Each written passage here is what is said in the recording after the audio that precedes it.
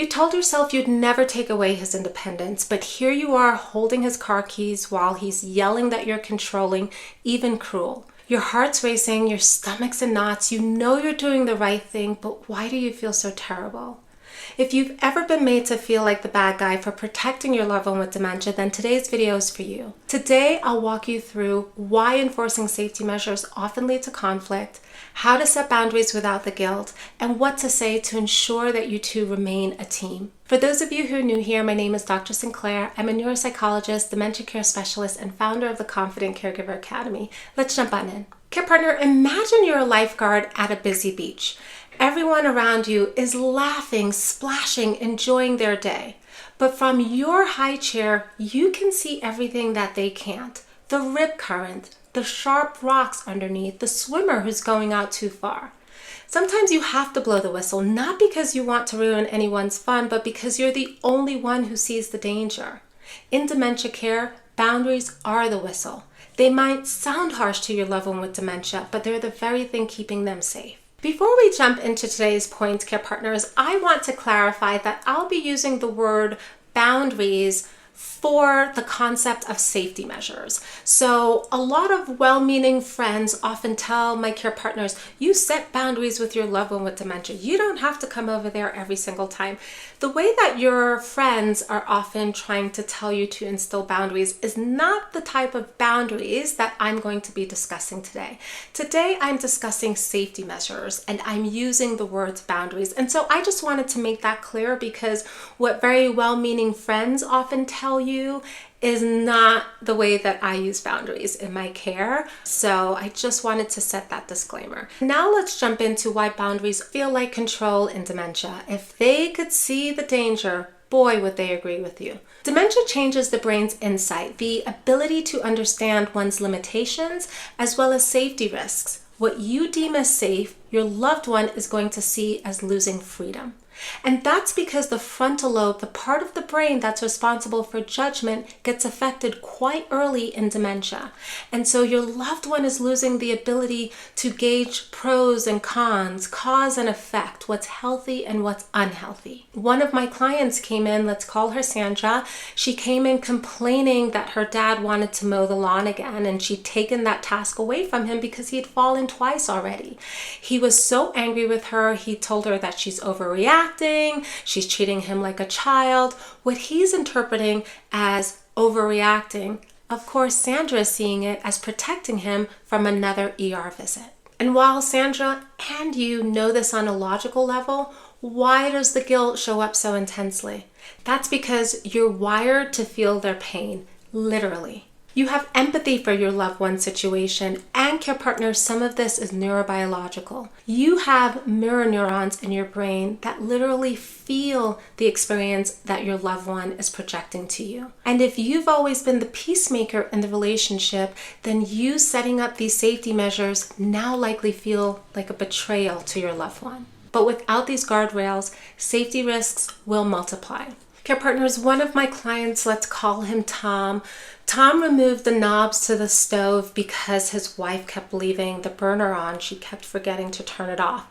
She yelled for days and cried and laid into him. He started to feel guilty. He felt like he was betraying her because cooking was something that she loved. It was something that brought her joy. So he placed the knobs back just to relieve the tension.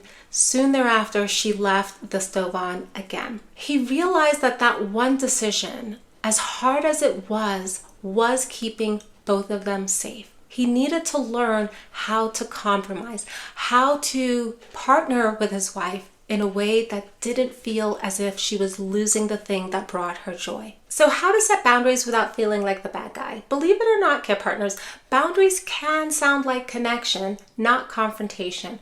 What do I mean by that? What I advised Tom to do was connect over the knobs, connect over what you guys agree on about the knobs. So his wife was aware that she was leaving the burner on despite trying her best not to. And so what I advised Tom to do was to say, hey, I know that you love cooking and we both know that it's been a safety concern. How about this? You tell me whenever you want to cook. I'm not here to monitor your cooking. I'm just here to keep us both safe. So you tell me when you want to cook. here are the knobs, and I'll hang out with you. We'll play some music as you're cooking. We'll chat as you're cooking. I miss talking to you like that anyway. And that was their moment of connection instead of it being this conflict and Tom taking away the knobs. Now he and his wife are going to be in the kitchen together playing music as she's doing something that brings her joy. There is a way that you can have these safety measures be around connection and not confrontation. And so let me give you a few other examples. Use because I care language. Instead of you can't drive anymore, say something like, I know driving matters to you. I am worried about the number of accidents you've been in recently. Here are a few suggestions I've come up with. Let's decide on one. Regarding driving, care partners, I do want to notify you that this is a perfect instance where you don't have to be the bad guy. There are professionals called occupational therapists who conduct driving evaluations or driving consultations. Depending on what state you're in, it's going to be coined something different, but one of those two. So there are OT professionals who are tasked with actually evaluating your loved one's driving. So here's a perfect example of where you don't have to be the bad guy. Allow this professional to evaluate your loved one's driving. You can request it from your loved one's doctor. Go in and say, I'm a little concerned about my loved one's driving, but I can't be the bad guy. Can you please refer us for an OT driving consultation? And allow the doctor to make that referral request. Take it away from you, take it out of your hands. You don't have to be the bad guy. But if your loved one is still open to some logical reasoning ability, then you can go ahead and use the script that I've just given. Now let's move on to the next one. Offer alternatives. Don't just say no. If your loved one with dementia can no longer walk outside alone, then invite yourself along and say that you want to spend time with them. If your loved one with dementia can no longer cook unsupervised, invite yourself into the kitchen and offer to be the sous chef and say that you miss hanging with them and you want to create memories with them in the kitchen. Or you want to learn some of the favorite recipes so that you can practice it with the grandkids, right? Find a reason to go ahead and connect with your loved one with dementia as you're engaging in those safety measures. Boundaries can sound like connection, not confrontation, when you name the shared goal. We both want you to stay healthy and independent for as long as possible. This will get us there. We both want to avoid fires. This will get us there. We both want to avoid accidents. This will get us there. You worked so hard to make our family comfortable. We'd hate for a lawsuit to take all of that away from us. This will get us there. Find ways, find language to make this a shared goal. This is how you stay connected. Also stay connected by repeating the why. Loved ones with dementia, particularly if they have memory deficits, then they're going to forget the conversation you had about it. So you may need to repeat the conversation and just repeat the language that worked the first time.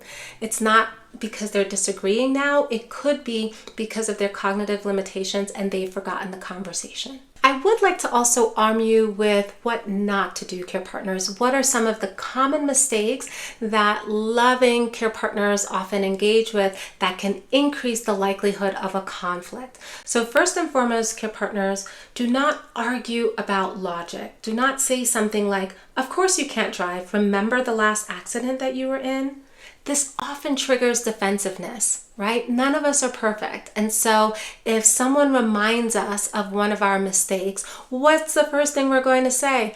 That only happened once. For your loved one with dementia, they may say, that only happened twice, even though it happened 10 times. Again, though, it is going to trigger a sense of defensiveness. You want to defend yourself against this mistake. So let's not even go there. The next mistake that I want for you to keep in mind, care partners, removing independence all at once. Gradual adjustments, care partners, are easier to accept. So start with the most concerning matter as you're erecting those safety measures. Do not try and do all of them at once. You can't drive anymore. You can't be in the kitchen all alone. You can't walk the neighborhood alone by yourself anymore. That's just too much that you're taking away from your loved one with dementia all at once. Taking words personally. Hurtful words are symptoms of the disease, not reflections of the relationship. Care partner, your loved one is losing that frontal lobe. They are losing the insight, the ability to gauge what's safe and what's unsafe, as we've discussed. And so sometimes, despite all the well efforts that you've put into saying things in the best way, your loved one may still feel offended and may still feel as though you are ripping their freedoms away. And so they are going to hurl colorful language at you. They are going to hurl hurtful language at you. They are going to call you cruel. And as much as it's hard not to take those things personally, you are the lifeguard. You see the danger that they can no longer spot, and you are doing the right thing to keep your loved one protected and safe. So now let's move on to how to protect yourself emotionally. First, have a guilt check person, a friend, a clergy member, a coworker remind you of why you have these safety measures in place. This person is here to remind you that you are indeed a loving caregiver. They are there to balance out all of the negative comments that your loved one with dementia is hurling at you, and they are there to remind you of what a good spouse, what a great daughter, what a great son, what a great nephew, what a great grandson you are for being there taking care and protecting your loved one with dementia. So find that person who you can confide in and have them be your guilt check person. Second, I want for you to have micro moments of joy, care partners. Because your mirror neurons are taking in so much stress and disappointment and pain and loss, it's very easy for the body to become conditioned to all of that despair. You need to have a balance, some moments of joy in your life as well. They don't have to be long moments. They can be 3 minutes of you inviting a novel back into your life if you used to be a reader. It can be a few minutes of sitting on your porch and enjoying some sunshine because you're locked in the home taking care of your loved one with dementia all day. Find those micro moments of joy to reconnect with yourself emotionally, to remind yourself of how wonderful you really are for doing this very hard job. Next, you may need to also remind yourself that safety now means more quality time later. If we don't have the house burned down, then we get to have more memories, more cherished time together. Time is fleeting with a loved one with dementia. Do we want to spend that time in the kitchen cooking and playing music, or spending that time filling out insurance paperwork because we don't have a home to be in? So you remind yourself, safety now means more quality time later. They can't see it, but you can. My hope is that this video helped you to feel less like the bad guy and more like the lifeguard. You see the dangers and you are just trying to keep everyone safe. You don't have to figure this all out on your own. Go ahead and grab that communications training guide below. And if you do want to book a one-on-one call with me, I would be happy to help you. That schedule link is also below. I'll see you in the next one. Bye.